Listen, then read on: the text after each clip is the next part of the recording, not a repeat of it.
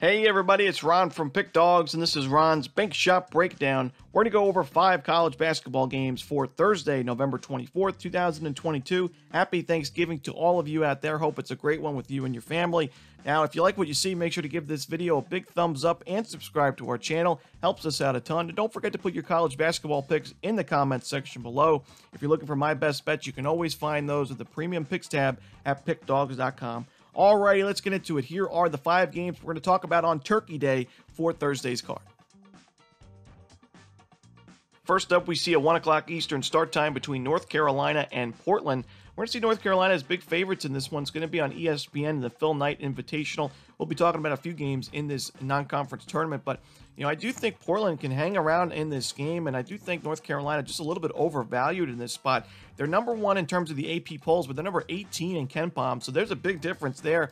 And when you look at Portland, their struggles have been with their turnovers on offense. They're ranked 302 in the nation in turnover percentage on offense, but North Carolina's defense doesn't really do much in terms of forcing turnovers, ranked 308th in defensive turnover percentage. They played a pretty weak schedule this season. UNC Wilmington, Charleston, Gardner-Webb, and James Madison. A couple of tough teams there in Charleston and James Madison that play a pretty volatile style, but Portland, I think, is a lot better defensively than those two teams, just in my opinion. When you look at the numbers for Portland, ranked 148th in adjusted defensive efficiency. They're very strong on the defensive glass. They have a pretty good front court that can match with North Carolina. And even though Chris Austin is out, it's a big loss. Portland really wishes he could be available for this game. I still think Portland has enough offensive firepower to keep up in this game. They're a very fast-paced team, so fatigue really isn't an issue. I think the Portland can keep this game close enough to cover the numbers, so give me the points here with the Portland Pilots. Next up, we see Florida taking on Xavier. We're going to see this one at 5:30 Eastern start time on ESPN2.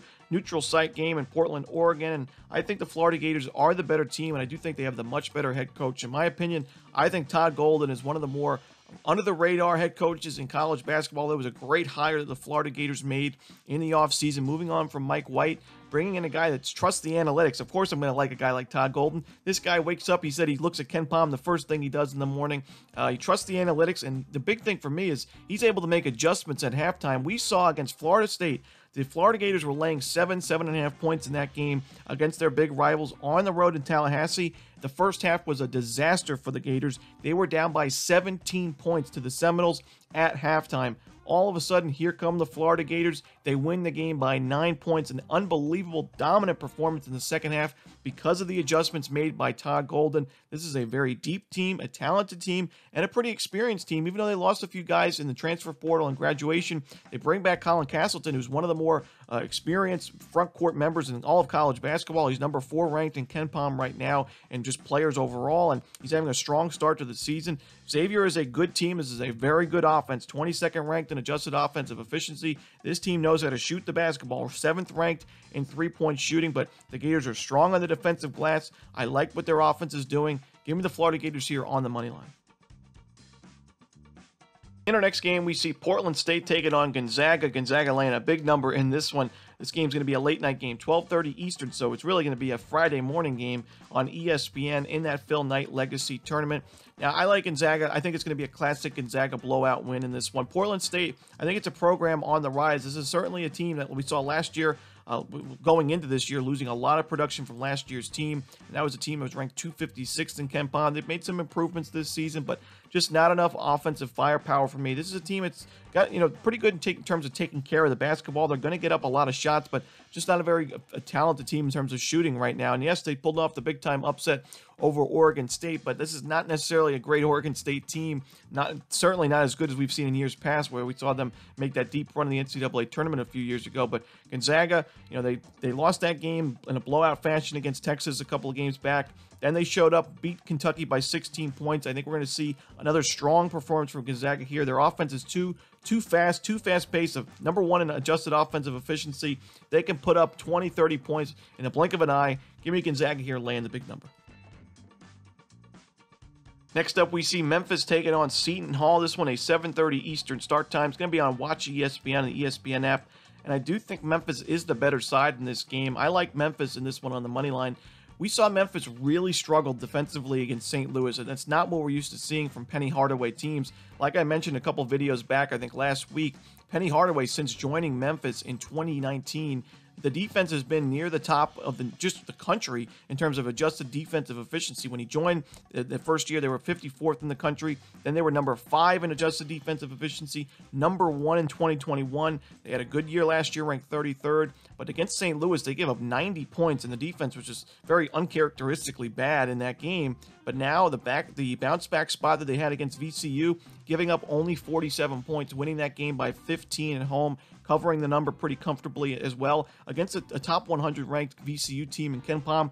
That's the performance I was expecting from Penny Hardaway's teams, and I do think we're going to see another good performance on the defensive end from Memphis in this game. They're still ranked 19th in adjusted defensive efficiency, but the offense has some scores this year. Kendrick Davis is a guy that I think a lot of people are going to learn his name by the end of the season. He was one of the better players in the American Conference last year at SMU. It was a big-time transfer pickup for Memphis, and I think he's going to be leading the conference at the end of the season in points per game, maybe even assists per game. This is a playmaker. He can shoot from basically anywhere on the court. He has a big advantage for Memphis in this game, and I think Seton Hall's a great team defensively themselves, but I think Memphis is just too much in this one, so give me Memphis here on the money line.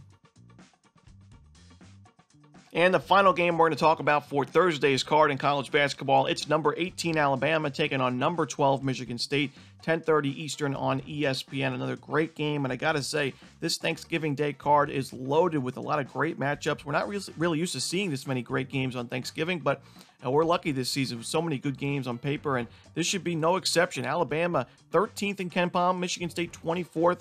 Now, I do think Alabama's style of play really benefits them in this particular matchup. I don't love this matchup for Michigan State, even though I got to give them credit for scheduling such a tough non-conference schedule. This is another tough game that they have to play, but Alabama 15th in average possession length on offense. They're 18th in adjusted offensive efficiency. This is the best offensive rebounding team in the country, so they're not the best shooting team in terms of percentage, but they get a lot of second chance looks, and they're very fast on offense, so they score a lot of points per game.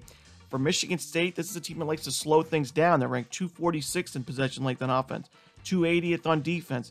Alabama's speed, I think, is going to help them in this one. On the defensive end, it's kind of the opposite for Alabama. They do like to slow things down, but they force you to take so many tough shots, and they're so good on the defensive rebounding end, it's very difficult for teams to score. It's why Alabama's ranked 15th in adjusted defensive efficiency. They force you to take so many tough shots, and although Michigan State is scoring a lot of points this season, their shooting numbers 138th in effective field goal percentage, 200th in two-point percentage. I don't think they're a good enough shooting team to be able to beat Alabama. If Alabama wasn't as good on the defensive rebounding end as they were, I would be a little concerned, but they're 46 in defensive rebounding. Yes, they don't force a lot of turnovers, but they force tough shots, and that's more important for me in this one.